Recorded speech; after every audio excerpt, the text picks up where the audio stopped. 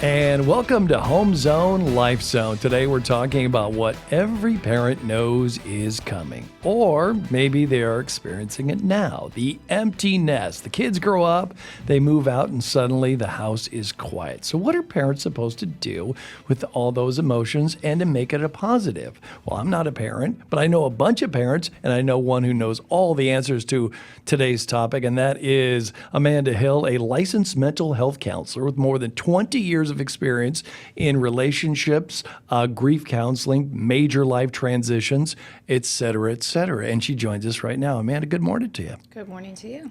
All right. Now, let's get a little personal right off the bat because that's what we like to do, make you uncomfortable. Of course. You and I have talked before. You're kind of right in the middle of being an empty nester yourself because you have two children, right? Yeah, 19 and 17. So my daughter left less than 6 months ago. Moved to Georgia. That was a huge adjustment. I bet. And then I have a 17-year-old son, and he's a senior in high school this year. So how you doing personally? I know you have the advice that you're going to give to our audience, Right. but how are you doing personally with all this? Because, I mean, they're sandwiched right around it. Yeah. It was really hard at first with my daughter. I had phases where I was a little more emotional, and I'm not a super emotional person. But with time, I've adjusted and tried to take my own advice as far as that goes. With my son, and I think, honestly, we do get prepared for empty nesting when our teenagers become independent and they go out with their friends and do their own thing. So he's not home a lot. So I think that will help a little bit when he leaves. But yeah, he'll be my last one. So I don't know how I'm going to react at that point. You're going to cry by the end of this interview, aren't you? I'm sure. That's my goal. Not today, yes. Hopefully not, but yeah. Go ahead and tell us a little bit about, the fact that, I like to say we, but obviously I'm not a parent. We raise children to be independent. That's kind of the goal. But at the same time, you're doing that and you're saying, well, that's not really working for you because you're thinking, it's difficult because you got the empty nest situation. So how does that work out? You raise them to be independent, but yet not so much so sometimes.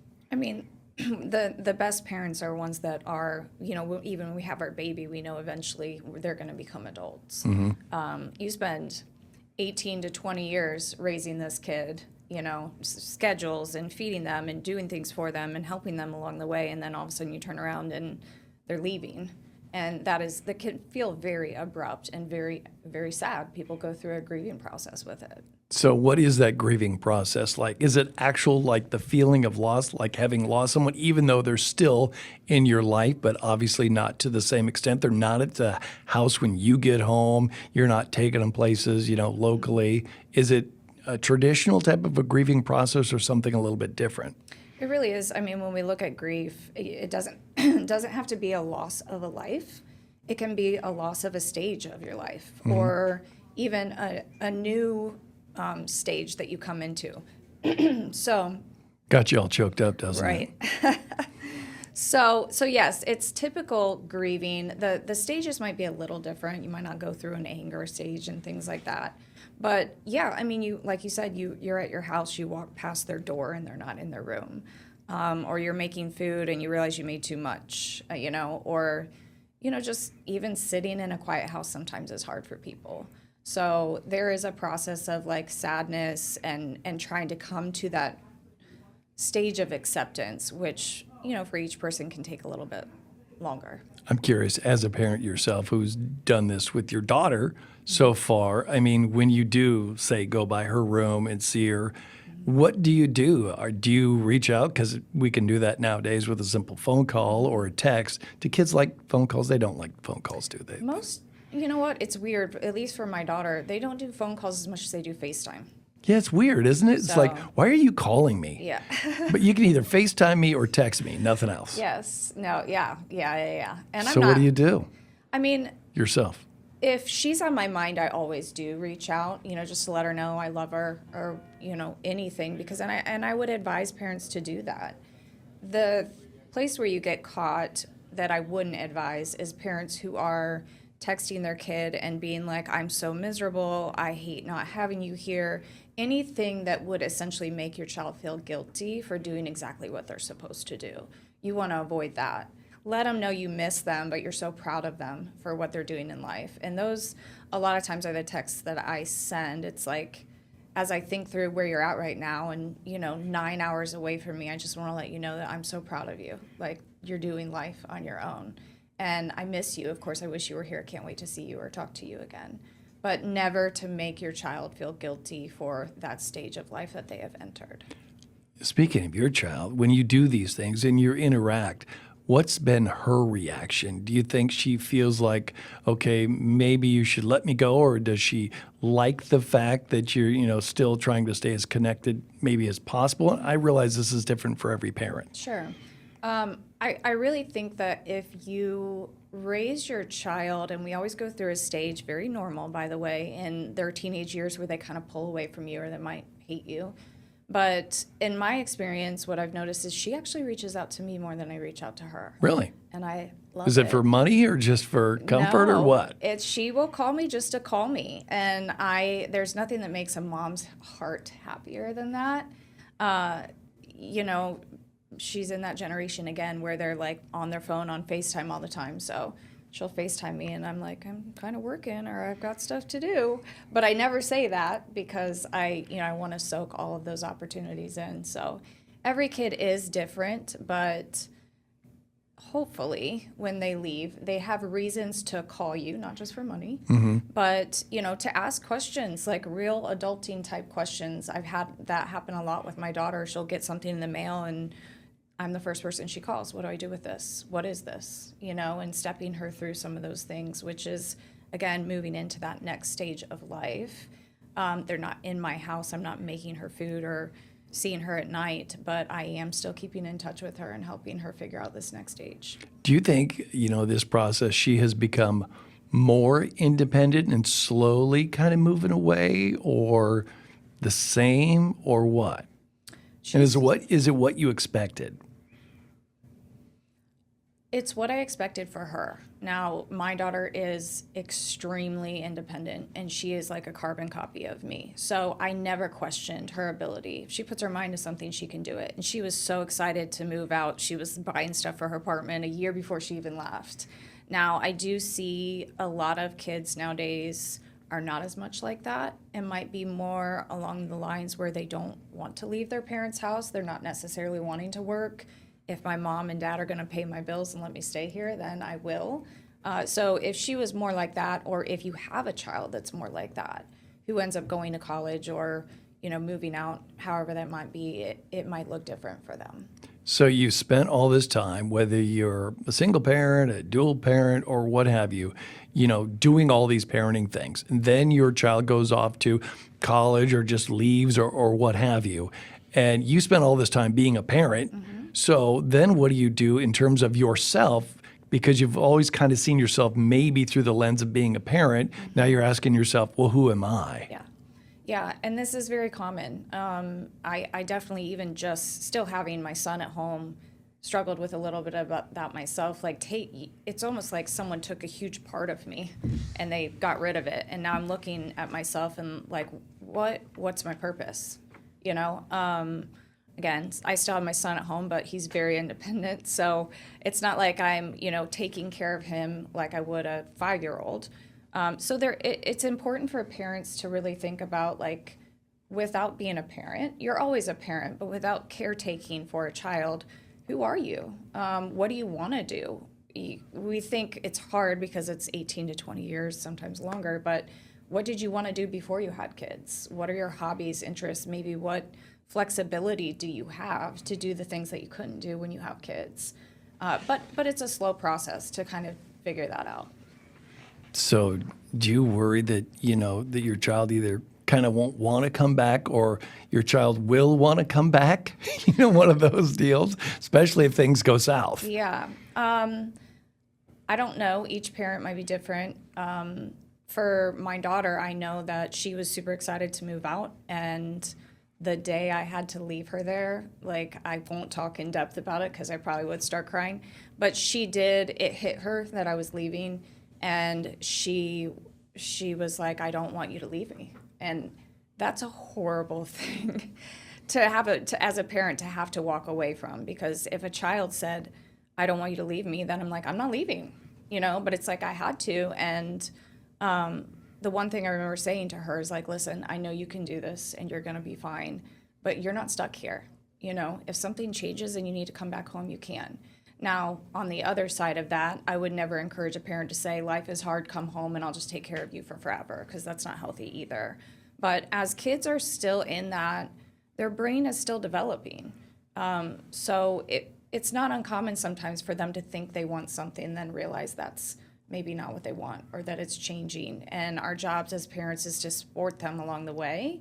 We want to encourage them to make those changes without us enabling them. But by all means, I mean, if your kid needs to come home for a little bit, come home. And if they're overstaying, they're welcome. I would always advise you start charging them rent. Seriously, though. Yeah, because Life lesson. If you don't start charging them rent, then just like any human, like, hey, you want to pay my rent? Cool. I'm just going to chill out here. That's just human nature. So we do want them to have some investment in their future. And so you're going to pay rent here, maybe not as much as you would out there, but get you to the point where you're used to paying bills, so you actually do want to move out and be on your own. Well, in this situation, when the kids are going or what have you leaving, how can you tell the difference between you as a parent being supportive and being holding on too tightly? The one thing I tell people to ask themselves is, whatever you're doing, if it's texting, reaching out, whatever, is it for you or is it for your child? So if I'm texting because I'm anxious about what you're doing, why you're doing that, where you are, then you're doing too much. If I'm texting because I want to check in and make sure that you got that problem solved at your apartment, or just to tell you I love you, whatever, that's fine. You just need to check yourself. Like, am I doing this for me? Am I doing this for my child? What are you finding personally? I know I keep asking you, what are you finding personally? Totally fine. I have pretty good boundaries, so I am, I'm good about making sure that when I check in with her, even honestly when I talk to her on the phone, that it's about her, because I want it to be. Okay, we've talked about you as in you parent and kids separately. So when we come back, the next question we're going to be talking about, what is it like for you as the parents when it's just you and your spouse, or if you're single, just you once they left, and how that really affects your life. We'll be right back.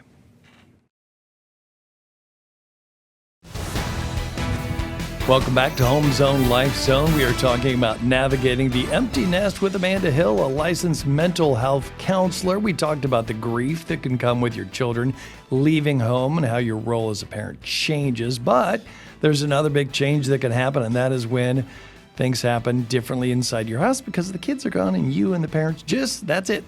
It's just the two of you again, or sometimes if you're a single parent, Amanda, then it's just you. So basically, does that give an opportunity for couples to reconnect, or if you're a single parent, for you to kind of like figure out who you are?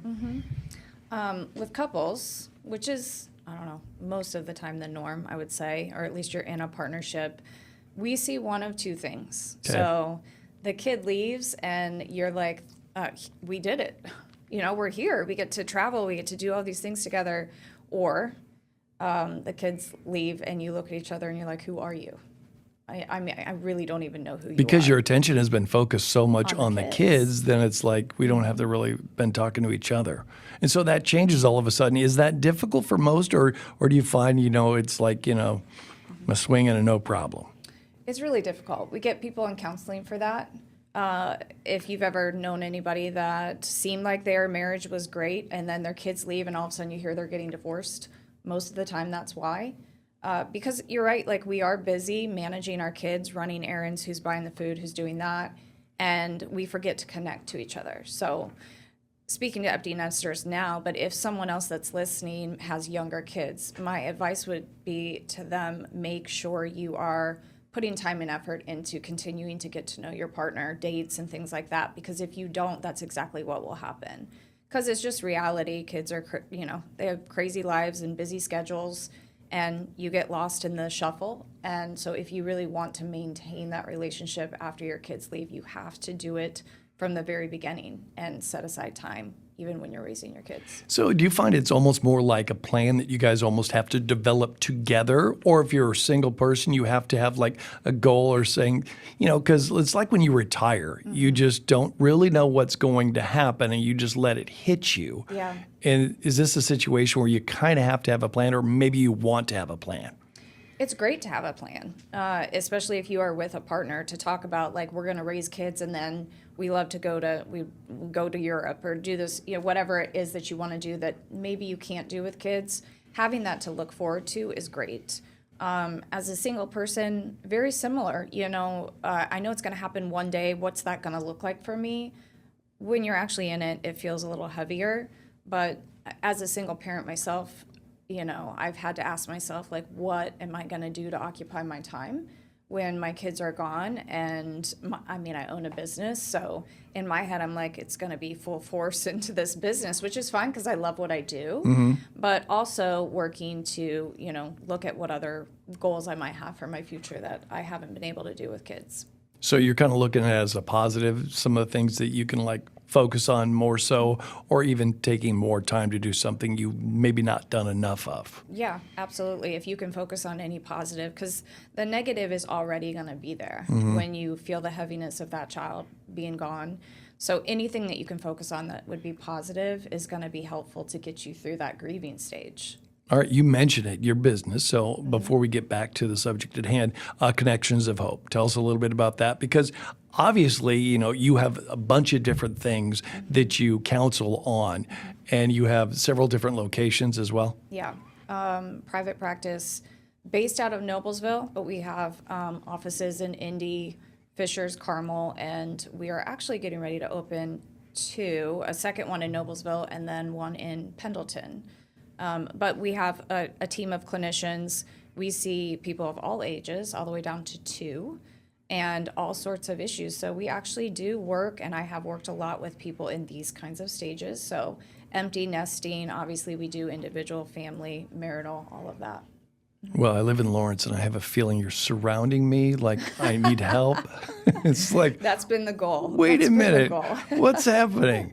All right, what happens when your child becomes an adult in this situation? You've kind of gone through this.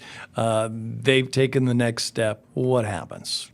I think that if you're able to kind of manage your grief, this is like the most beautiful of stages because you change from being kind of this chaos coordinator and boss of your child to more like a consultant. Like, I'm here to support you, to guide you, but you get to know your child not just as your child, but as a person and watch them bloom along the way. And again, those moments of your kid reaching out just to talk to you, you become more like friends. I'm always going to be their parent, but as they become adults, I want to be just their biggest cheerleader, their supporter.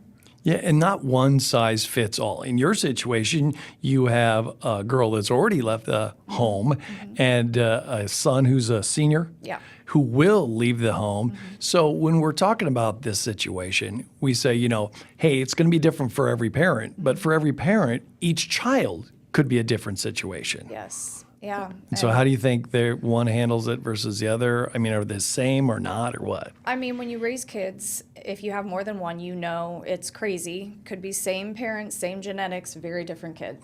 I'm nothing like my brother. No. Absolutely nothing. Yeah. And my kids are night and day, too.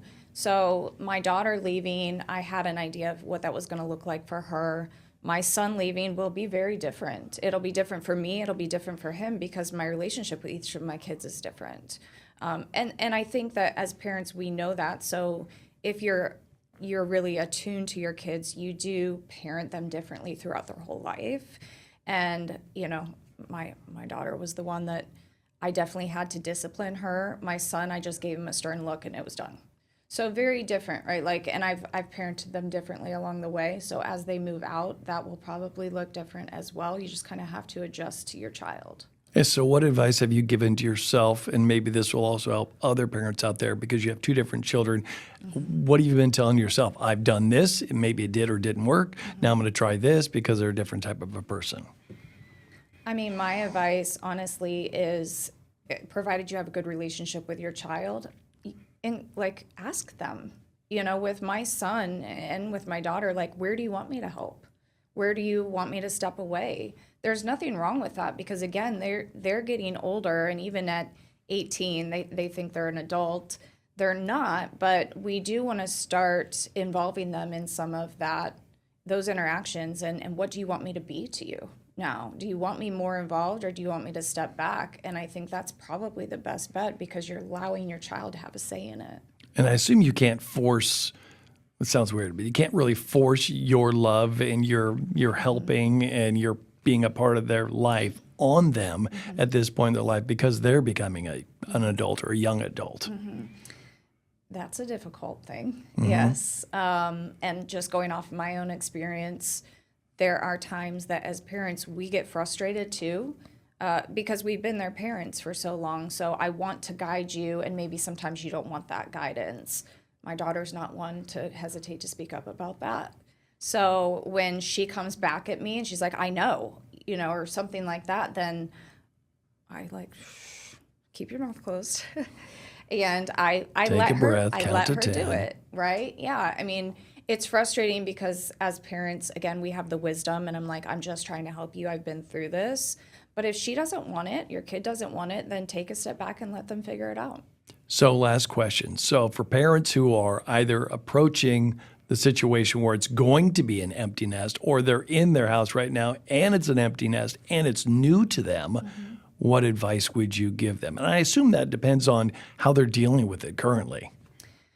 Yeah, and this is the difficulty of this topic is that every parent is different, every child is different. But when life gets complicated, my overall advice is really just to take it one step at a time. If you are noticing that you are starting to grieve the loss of your child before they even leave, you probably need to find a therapist to kind of help step you through that as it's happening.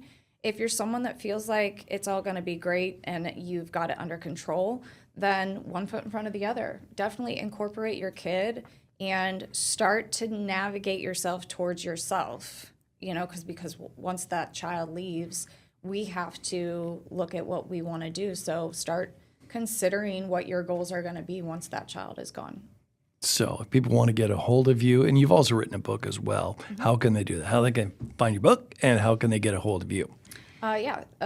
My website, www.connectionsofhope.com. The link for the book is on there. You can also find it on Amazon. But that, in general, is how people get a hold of us. Fill out an intake form there. If you have any questions or you want to set up a session, I get back with you right away. Well, it's a very interesting topic, empty nesting. Yep. Anything else you want to add before we let you go? Because I know you're busy. I'm busy. You're connecting and hoping and dealing with children who are or have left. Just everybody know we're all in the same boat in one way or another. We're all struggling with something, and believe in yourself. Take one foot in front of the other. You'll get through it. All right, Amanda Hill. Thanks for joining us here this morning. We do appreciate it and your insight. Thank you so much for having me. All right, we'll see you on the next Home Zone, Life Zone. Thanks for watching.